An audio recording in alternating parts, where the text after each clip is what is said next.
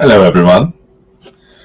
It's Dakota from Baldwin Bonkers Network, the CEO of the company, for those of you who apparently still haven't gotten the memo. I wanted to hop on here today because it's been brought to my attention that some of you have been getting a little confused about how certain things with the shows work. You see, Chris and I, we did start this as kind of a fun little project, but now to become an official company where I am legally responsible. Now, the confusion seems to be with how we run some of our shows, because sometimes the methods we use don't exactly seem very truthful. You know what I mean? And it seems a couple people have been getting a little frustrated. I wanted to come on here to make this kind of a bitch out broadcast, but I think I'm going to do one better. I'm going to run through how these episodes usually work. This isn't our usual programming, but this is actually something I wanted to expand into to try to help people get into who may be interested in getting into similar projects. So here's what we're going to do. So Chris is actually the one who notified me of this the other day. He started receiving messages from somebody, hey, broken, at 5 o'clock in the morning his time. He's GMT, so for me, I'm Mountain Time. That's about 10 o'clock at night. And this person seemed to believe that they were being ignored. Now, as much as I want to apologize for the fact that if they seemed like they were being ignored, I'm not going to. Because they were complaining that nobody was responding to them to a rerun broadcast. Now, there's where some of the confusion comes in. Because how we distribute the videos to make it easier, not eat up the internet as much, it kind of makes it look like a pre-recorded video is live, but not actually. Now, some of you try to say, oh, you should type it in the description. Well,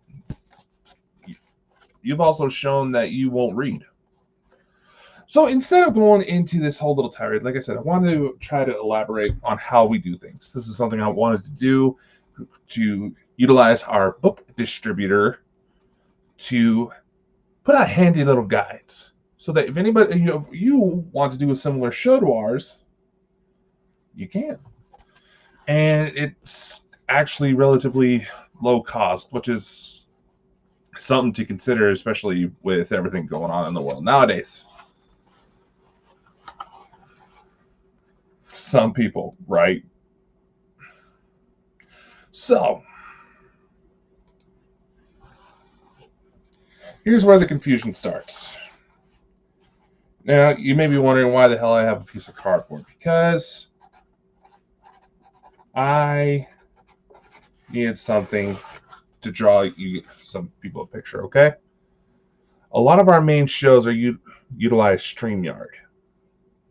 This is where we film the live shows.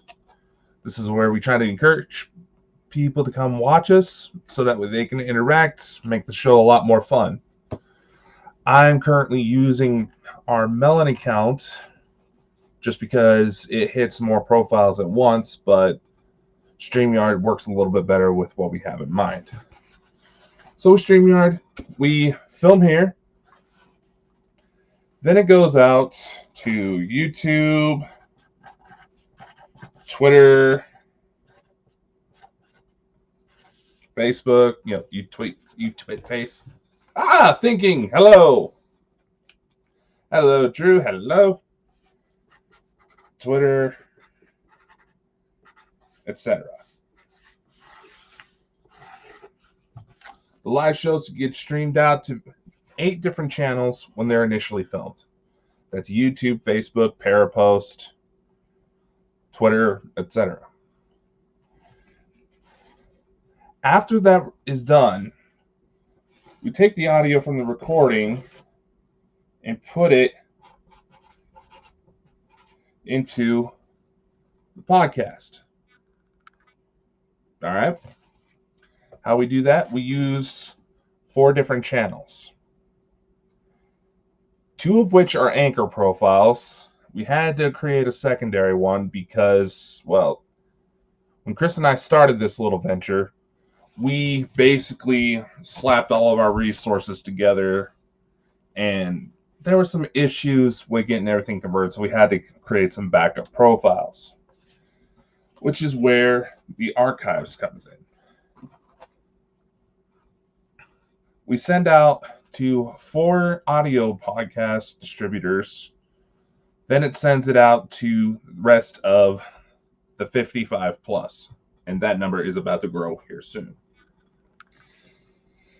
Here's the kicker with some of these. Now, we have a live chat here going right now through Melon.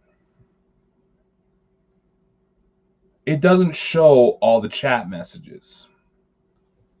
Say we have accounts on websites like DLive.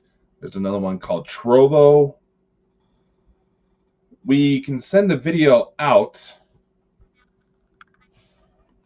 Sounds confusing, Dakota, as long as you know what you're doing. Yeah, Drew, there's a lot of steps. I'm trying to explain this because we received some complaints about the replays. Since sometimes not everybody's available, because life happens. Yeah, I know we kind of jump it around, but this is also something else I wanted to point out. Sometimes subject material makes it so you have to focus on what you're doing and technically ignore chat. Because you get distracted, it throws you off course, things like that. Let's see. Situations like that. It's not as fully automated as I would like it to be. Trust me, I'm looking into it because it is a pain in the ass some days. Say like Drew, for example. Drew here does have a live that's redistributed through us coming up later tonight. Because it is a pre-recorded session, it doesn't necessarily say as such. It is a pre-recorded session. She may pop in if she's available, but it's also like 1 o'clock in the morning when it's being sent out for her on the video side. Now, naturally, Drew, if I'm not mistaken, just started a new job not too long ago. She also has kids to take care of. Myself, I just found out that I may have to move here soon. And I'm also trying to either find a owner or maybe find a rehomer, I don't know, for a 16-toed cat that showed up my house the other day. Real sweet cat. And so far the only hit as far as something to actually do with the cat, besides give a little heads up to maybe make her a little shelter outside so she can keep somewhat out of the elements, was someone who said I should shoot her.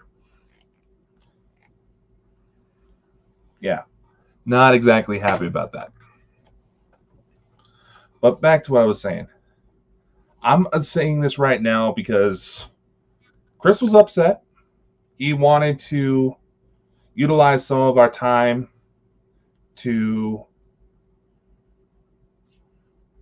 address this on the Saturday show.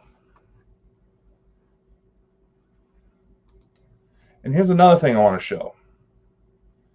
While this is also being sent out to Facebook, sometimes with these streaming platforms, whether you're using StreamYard, Melon, I don't know if Restream's another popular one. If that has an issue with it, I'm not all that experienced with it. Sometimes it just does not even show your name unless you go in and give it special permission. It's a pain in the butt. Basically, I just wanted to say that, look, we have things set up a certain way. Not everything gets through to our end as we're filming these shows. And sometimes we have to take the time to pre-record a session because we know something's up, but we want to try to keep our regular schedule. Because if you don't, social media starts to censor you. It's a pain in the butt, but it's the AI's way of trying to take down bots and fake accounts, just dead accounts in general. Like I said, I wanted to point this out because I do understand the confusion. It can throw you off a little bit if you're not aware. But sometimes if you utilize websites like these, another one is like social media managers, which is website like Hootsuite, HeroPost I use. Sometimes if I put a video out on there that's already pre-recorded, that's obviously recorded, it'll still sometimes show as live. So, thinking of others, I would actually like to thank you for popping in, because it's kind of centered around you a little bit. So, being that I get it. It can be a little confusing sometimes if you're not aware of the setup, if you're not experienced it with yourself.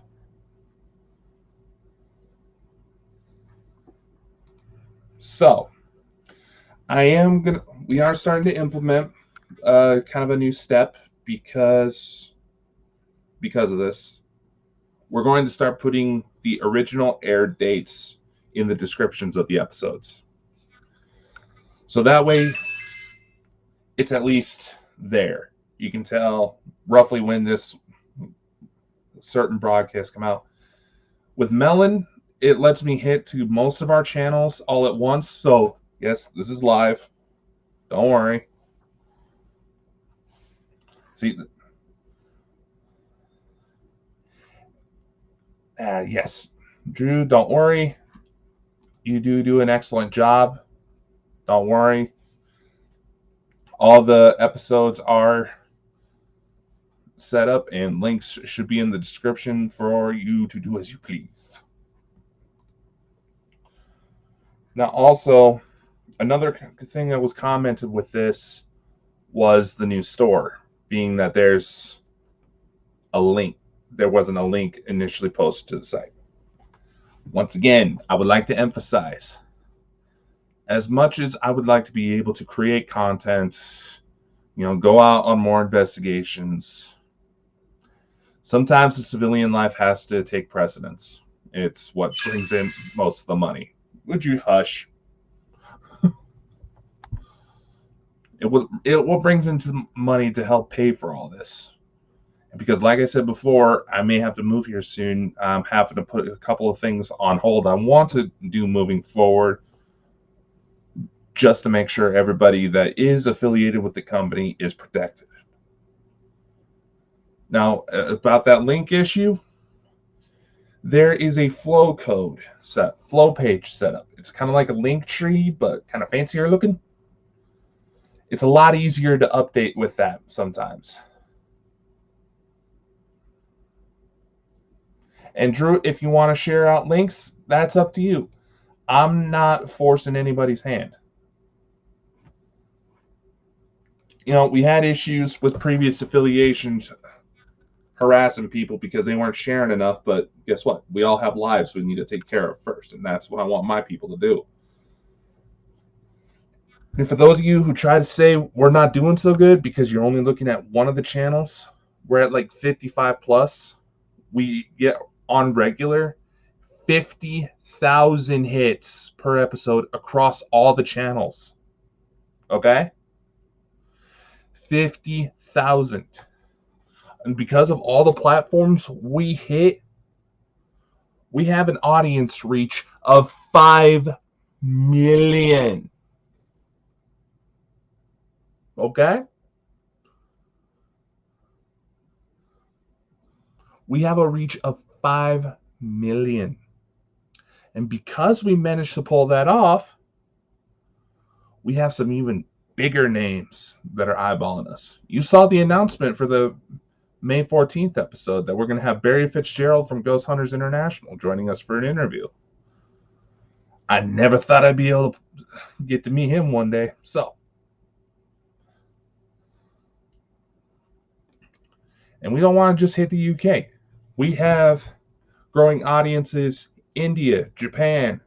We got a few Russians that are starting to come up. I gotta hope they're not the bots that are trying to attack us because we have Ukraine merch. We're also looking into more charity programs to try to help with various different causes. Now, because we're doing stuff like this, we may have to start putting out some warning labels in the intros, but we'll cross that bridge when we come to it.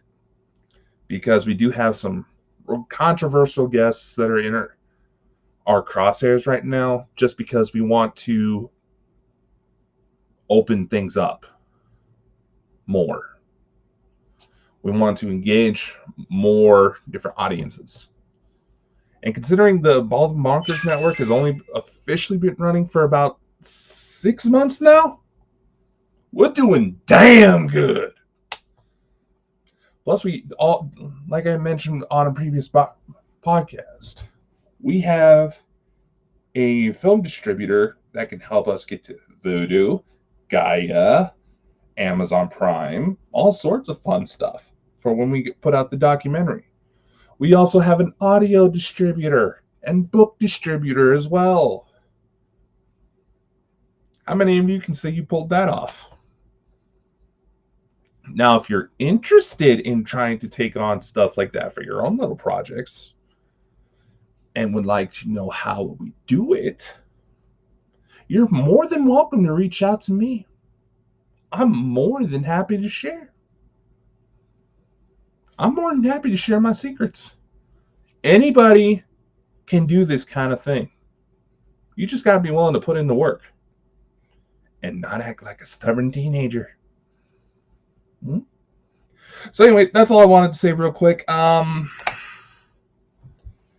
see. I feel like there's another...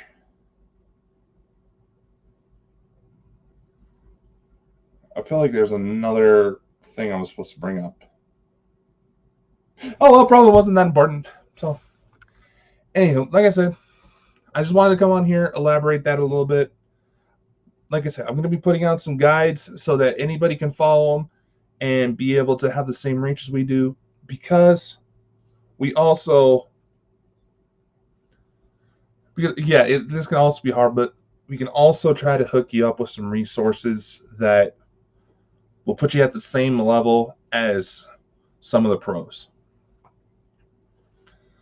Because if you try to go through other resources, we're trying to build things organically. If you go try to go to some of those click farms, and there's also streaming services, that's black market level stuff. All these big record labels, all these big companies, they've been known to cheat. There's entire underground operations that are running as we speak that can help boost Facebook subscribers, YouTube subscribers, likes, follows, streams, whatever. We're trying to show that this can be done organically as possible. Yeah, a little money may get tossed in for marketing, but I can also put my people on the side of a billboard here very soon. So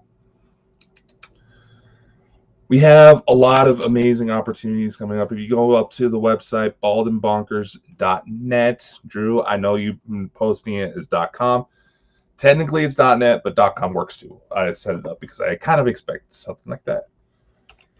You can find all our necessary links there to the store, all of our social media, and maybe catch glimpses of future projects, which will include casting calls for anybody who's willing to join in on the documentary.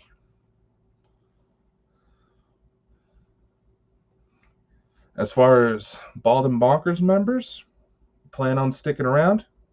You'll get special assignments here very soon just because, well, you're part of the shindig too. Anyway, I do have to get going, so much love. Take care. We'll see y'all this weekend or tonight, whenever they may be.